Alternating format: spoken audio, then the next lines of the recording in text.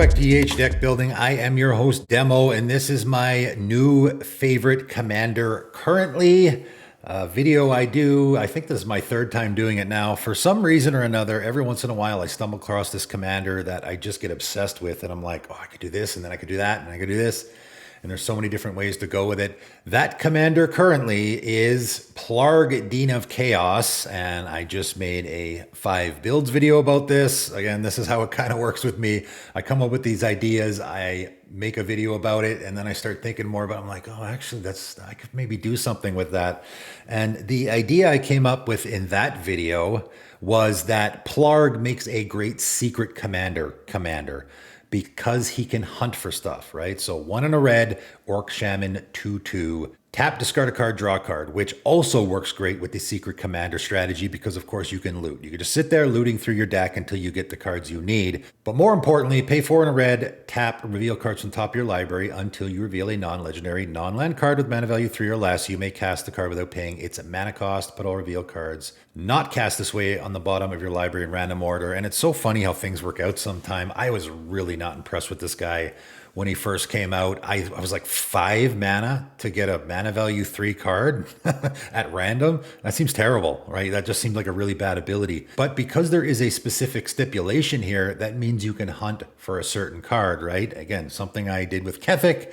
Great commander for that. Maybe a better commander for that. It depends on how you look at it. But with Plargg, you can do the same thing as well.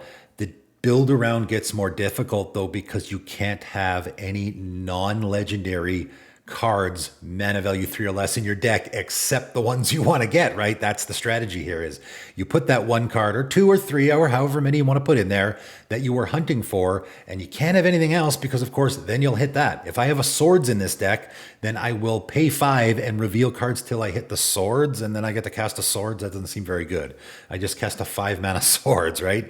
You're using that ability specifically to hunt for those cards that you've sort of built your deck around, right? That's the whole secret commander idea. I will also point out this is a white card on the back, Augusta Dean of Order. We don't care about that. We will never be using it. Although you could, I'll just point out, possibly build around a card that works with Augusta, search for it with Plargg, and then get your commander flipped over somehow and you know, use the Augusta side. That's also a possibility. We're going to concentrate on the Plargg side here, and one of the ideas that I just came up with off the top of my head is, okay, well, here's a really neat 3 mana value card you could put in your deck. Seismic Assault, one of my favorite old cards. 3 red enchantment, discard a land card. A Seismic Assault deals 2 damage to any target. And this works with the idea of, okay, well, we can't have anything mana value 3 or less in our deck, non-legendary. So that means likely we're going to have a lot of lands. And Seismic Assault obviously likes the idea of us having a lot of lands. Also works with the fact that we're discarding a lot, right? So of course, Seismic Assault has a discard ability, and our Plargg also has a discard ability. So that also works. So I thought, okay, well, maybe there's something here, right? And I threw the silly idea out there of, oh, you could just have a deck that's 98 lands and a Seismic Assault, right?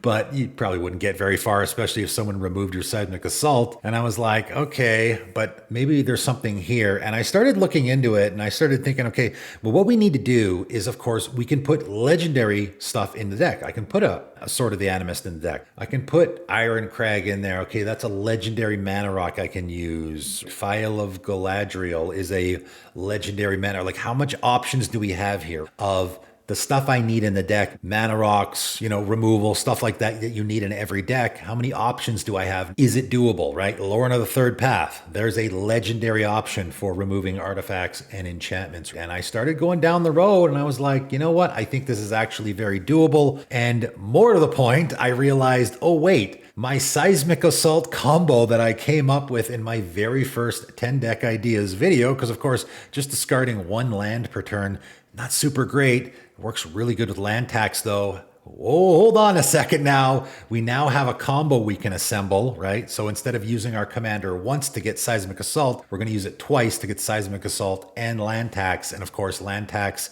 is in the right colors. Also works beautifully with Seismic Assault because I'm putting 3 lands into my hand every turn. So now it becomes 6 damage a turn, possibly 8 damage a turn. That's pretty great, right? That's totally worth it in my opinion. I also, though, put a lot of legendary cards in this deck as support. Again, the card draw removal, stuff like that. I also put, of course, we can go above 3 mana value, right? So a card like Junk Troller is perfect in this strategy as well because it is a card that we're obviously going to skip over when we're using our commander's ability, but also it is a card that is very important in that we can put stuff back into our library if, like, say our Seismic Assault gets destroyed, Junk Troller it back, and we can go hunt for it again, right? So of course, cards like that are going to be very valuable in the deck as well. I will also point out Glinthorn Buccaneers in there. I should also mention, because again, we're doing even more damage now, right? It's going to be easier rather than just having to go face with all that damage. Or Glinthorn Buccaneer is also a 3 mana value card that we will hunt for. So there's 3 total. Although I found when I was playtesting this deck, you usually would draw one, so you don't actually have to hunt for all 3 usually. Typically, you'll end up with 1 in your hand, so the other 2 you will search for. So you only have to activate your commander's ability like twice in order to get those pieces into play. That deck list, the Seismic Assault land tax combo is in the description. I will also point out again that the legendary theme in general can be done with Plargg very easily. Because you're putting so much legendary stuff in your deck, what it ends up doing is it allows you to just put a couple of key pieces that play into the legendary tribal in your deck as well, right? So that's another idea. That deck list I don't have, but I will throw out that idea. The idea of just do a legendary tribal theme with Plargg, and then Plargg is used to just get specific things that you look for that is going to help you with that theme. So there's a couple of cards that are 3 mana value or less that work with the tribal theme. There's also, I mean, you could just use Plargg as go get answers out of your deck that are mana value 3 or less, stuff like that, right? He can just be an assist there, but it's a very interesting way to go with Plargg where you just do legendary tribal because you're going to put a whole bunch of legendary stuff in your deck anyway, right? While I was researching all that legendary stuff, I also stumbled across Templar Knight, which I thought was another funny way to go with Plargg. 1 and a white human knight, 3/1, just came out in Assassin's Creed. If you're not keeping up with the Universes Beyond stuff, Vigilance. Pay 1 white mana and tap 5 untapped attacking creatures you control named Templar Knight. Search your library for a legendary artifact card, put it on the battlefield, then shuffle. So we're doing the same name thing, but of course a deck can have any number of cards named Templar Knight. So now you can make a deck with these guys. And I thought this would work as well. Again, we're doing the legendary thing already. These guys, this is another funny way you can go with Plargg where, okay, I'm searching for that thing that is mana value 3 or less, but that thing happens to be something we have 20 of in our deck. So basically, yeah, we are going to be playing Templar Knights a lot. Obviously, we need 5 in play in order to use this ability, but Plargg is just a way to get more of them. Everything in my deck that is 3 mana value or less and non-legendary is a Templar Knight. So when I activate my commander's ability, essentially what I'll be doing is putting another Templar Knight into play. I thought that was a neat way to go as well. And obviously I threw a couple real bangers as far as legendary artifacts go that we can tutor into play as well. Fits in the legendary theme, right? That's a really interesting way to go with Plargg through that deck list in the description below as well. We're still going here. I also thought a really funny way to go with Plargg is to do a Sunforger deck. And of course, Sunforger is a really powerful card in the commander format in Boros colors that is 3 mana value or less. And a lot of people have built decks around Sunforger. I've seen a bunch of them where Sunforger is just so powerful being able to tutor for stuff. And again, it's kind of funny. I did this with the Kethik as well, where, okay, I'm going to search for a card that then searches for another card. And it's kind of funny to do that. So if you haven't seen it before, 3 mana artifact equipment, equipped creature gets +4/+0, pay red and a white unattached on Sunforger, search your library for a red or white instant card with mana value 4 or less, and cast the card without paying its mana cost, then shuffle. Equip 3. I really went all out with this one. This is a really, probably the biggest deck building restriction I've ever had, ever building a deck. It was really difficult putting this deck together. So deck building restriction number 1, of course, is we can't have anything else mana value 3 or less in the deck because we want to hit our Sunforger. So we already have that deck building restriction, although I will say I did put Brass Squire in the deck. That's another card you can hunt for.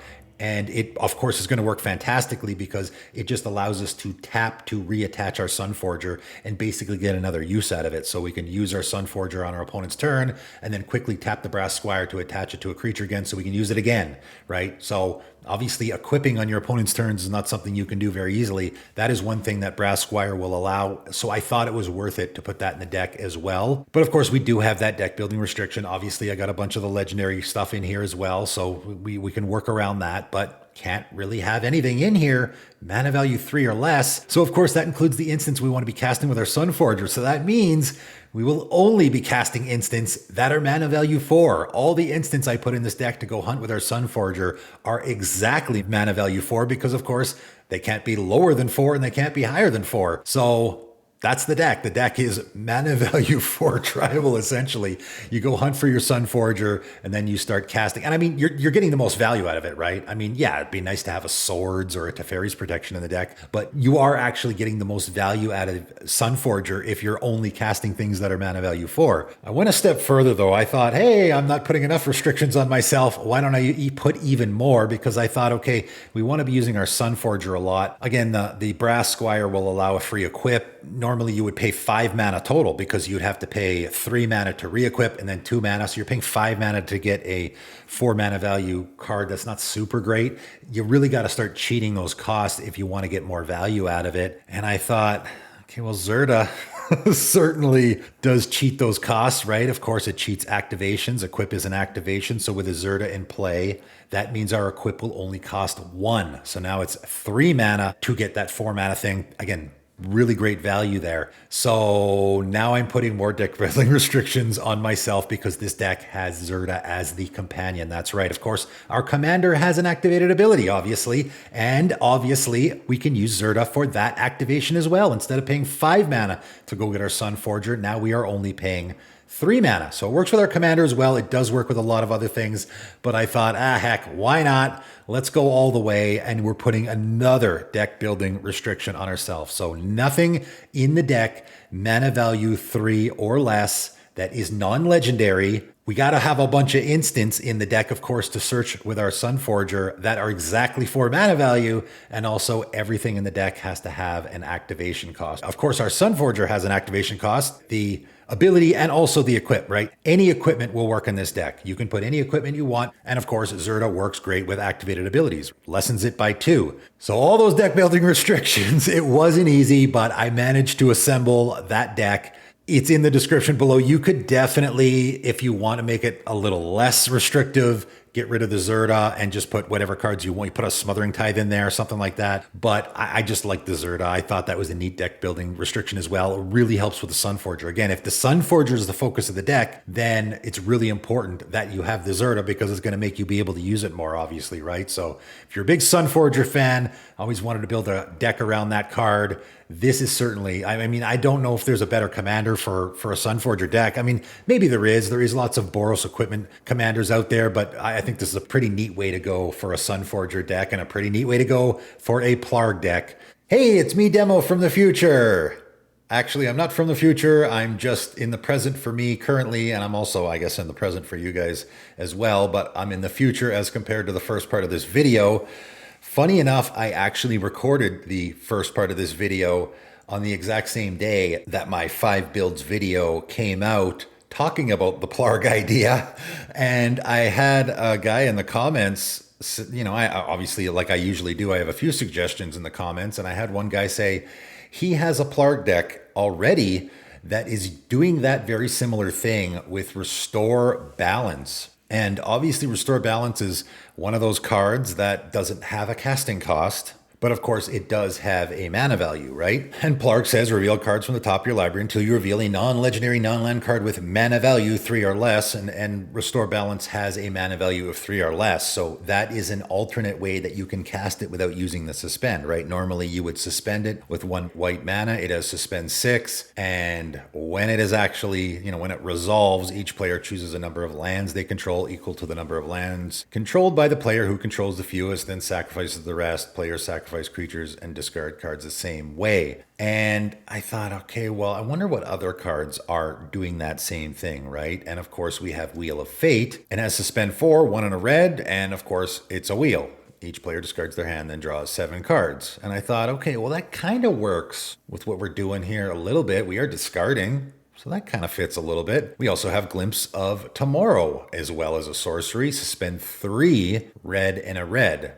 And of course, any of these cards you can actually suspend, but, you know, we also want to cast them with our commander. So shuffle all permanents you own into your library. Then reveal that many cards from the top of your library. Put all non-aura permanent cards revealed this way onto the battlefield. Then do the same for aura cards. Put the rest on the bottom of your library in random order. This is essentially a warp world, but just for yourself. And then we also have Resurgent Belief, which is suspend 2, 1 and a white. Return all enchantment cards from your graveyard to the battlefield. Okay, so we got 4 cards here that are all doing very different things.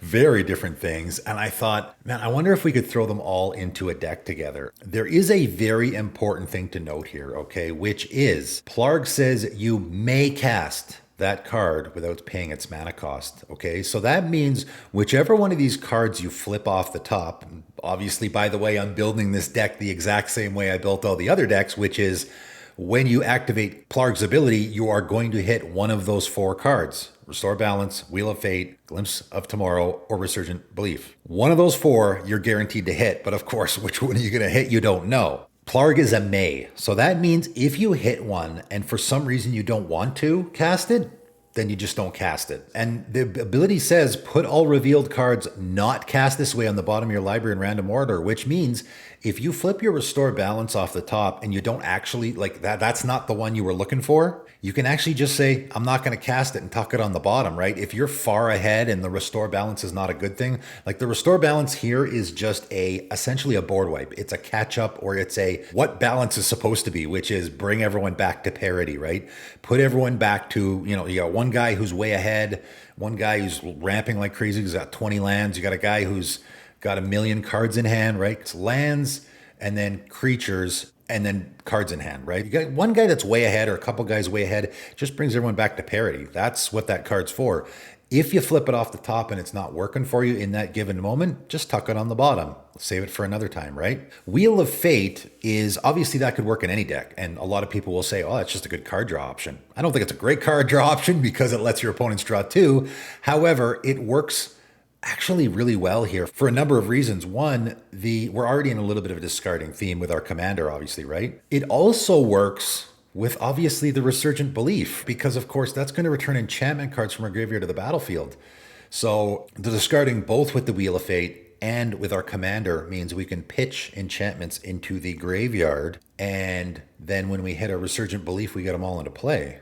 And I'm like, okay, well, maybe we got something here. Funny enough how these cards don't really work at all together, but actually can. And I went with a bit of an enchantment theme. This is essentially enchantment.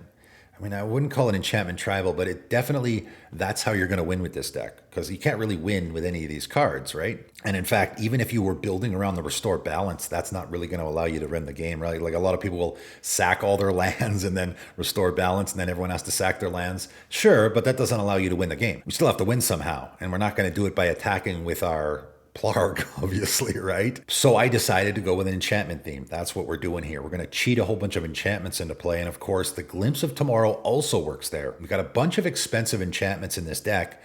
And there's a lot of randomness to this, obviously. It's randomness when flipping stuff off the top. It's obviously going to be the same exact scenario with Glimpse of Tomorrow, because you're going to shuffle all your permanents into your library, then reveal that many cards from the top of your library. So you're going to shuffle all your lands, all your everything.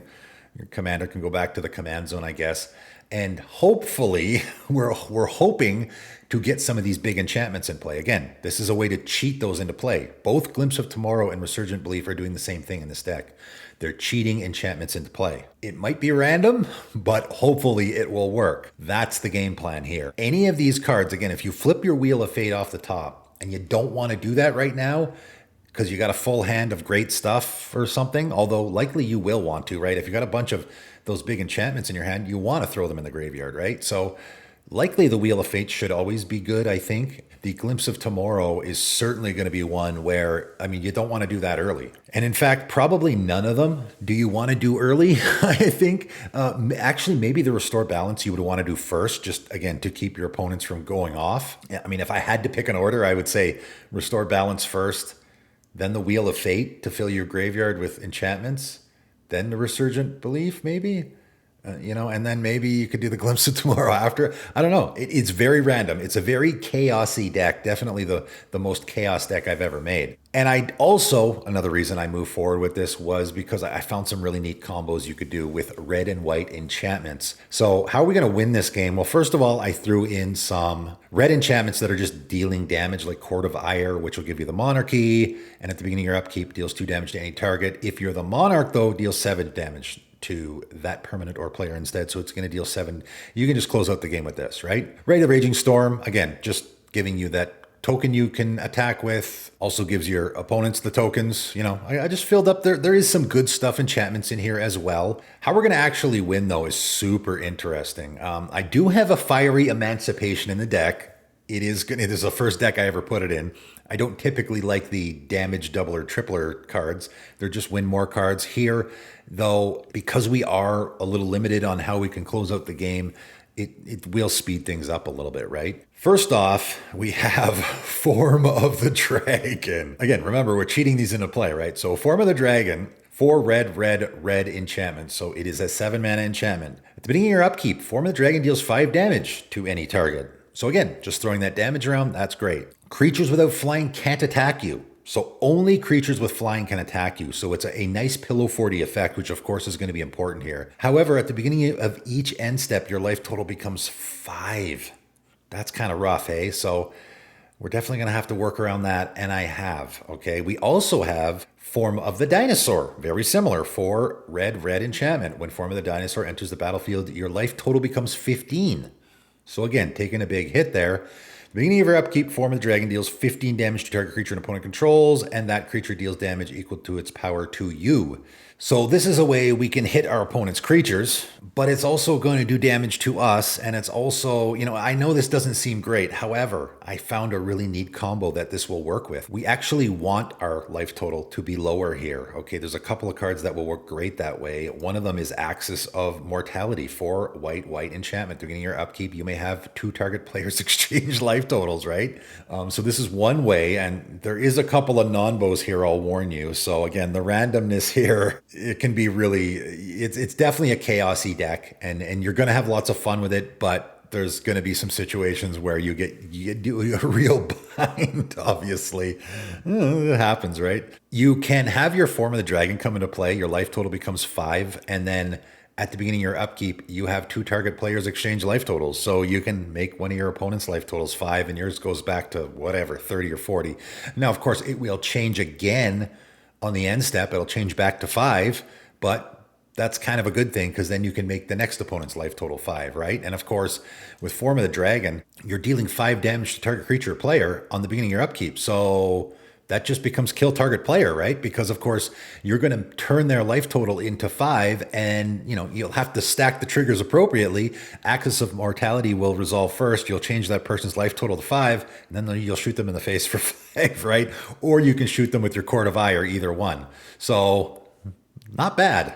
Another funny fit here is Transcendence. This will both keep us alive, and also it just works with the Form of the Dragon. This one, though, however, you got to be careful. Again, this is where we get into the non-bow situation, so you got to be really careful. So 3 white, white, white enchantment. You don't lose the game for having 0 less life. Well, that's great. However, when you have 20 or more life, you lose the game. So we don't want to have high life. That's why it works with Form of the Dragon and Form of the Dinosaur. Whenever you lose life, you gain 2 life for each 1 life lost. So this is, again, the Form of the Dragon really, it probably is the most important card here, because it will make it so that at the beginning of each end step, we're going down to 5 life. So there's no way we're ever going to get to 20, right? Because every time we're going to gain life. And then at the beginning of each end step, we'll go back down to 5, right? So they actually work really nicely together. How well does this work with the Axis of Mortality, though? You got to be careful. If you swap with someone who has more than 20 life, then you'll instantly lose the game if Transcendence is in play. So you got to be careful there, right? Of course, Axis of Mortality, again, is you may. So a lot of these things are mays, and you can work around it. You don't necessarily have to do it. There definitely is a couple of situations here where if you got certain things in play, you could be in trouble. I mean, certainly when you have a card in play that says you lose the game, Got to be careful there. You always do. I mean, if you have a card in play that makes your life total 5, you also got to be careful. It's a very chaosy deck. It's super fun though. I think I've played tested it a few times, and I honestly don't love chaos. But even me, I enjoyed playing this deck, and I thought it was a lot of fun, and it was super interesting. So interesting, in fact, I had to tack it on to the end of this video. And again, I went down a particular road with the whole enchantments thing. You could take the same sort of theme that I was doing. You could even get rid of the restore balance. You know, I guess you don't need it in there. The other 3 cards, I think, work a lot better together. You could do any variation there that you want. And as far as the enchantments go, you could put any variation in there that you want, right? There's obviously a lot of red and white enchantments. I actually only looked up the more expensive ones. Obviously, we have to keep those enchantments above 3. You could just throw a Smothering Tithe in here, right? You could just throw an Assemble the Legion, like any really good enchantment in red and white colors. I put Sunbird's Invocation in here. That's just a good card, right? Obviously, Sphere of Safety is in here. So you could put whatever enchantments you want in the deck. I put some ones that sort of assemble these really funny combos. It's a neat deck for sure. I had to tack it on to the end of this video. So that is it. 3 or 4, how many decks do I have? However many Plargg decks I have in the description. Go ahead, go nuts. I think I have at least 3 there, probably 4 down there. Make any adjustments you want. Have fun with it. That is it for today. Thanks for tuning in.